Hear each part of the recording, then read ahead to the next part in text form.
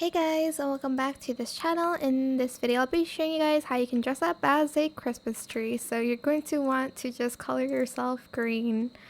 And then we are going to use the cupcake outfit, and we're going to color it green, except for the sprinkles, we're going to color it like red and yellow, I guess, for like the I don't know how to pronounce that word, I'm so sorry.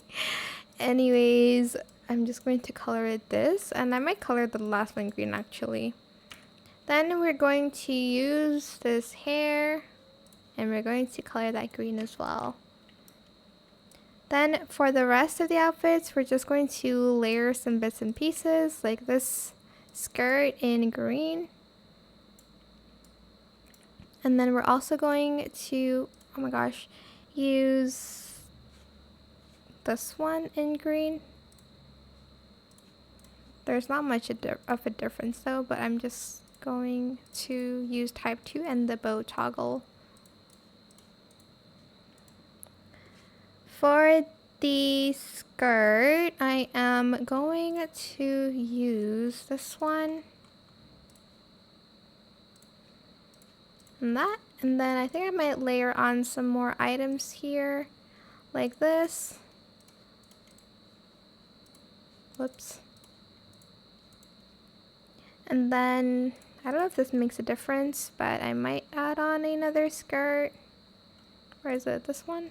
Okay, it doesn't really make a difference, but I guess let's just use this one for the skirt. Then we are going to need this crown in codes. This one, we're going to color it yellow for the like star. Lastly, we just need this. Oh, actually, I'm going to color this one brown for like the trunk of the tree, like that. Sorry. Then we're going to use the pumpkin, use the on head one, and you're just going to color that green in matte. And then I forgot that we need to use these for the sleeves, like that. Just going to go in front to pose a little bit in the like house recording studio next to the Christmas tree.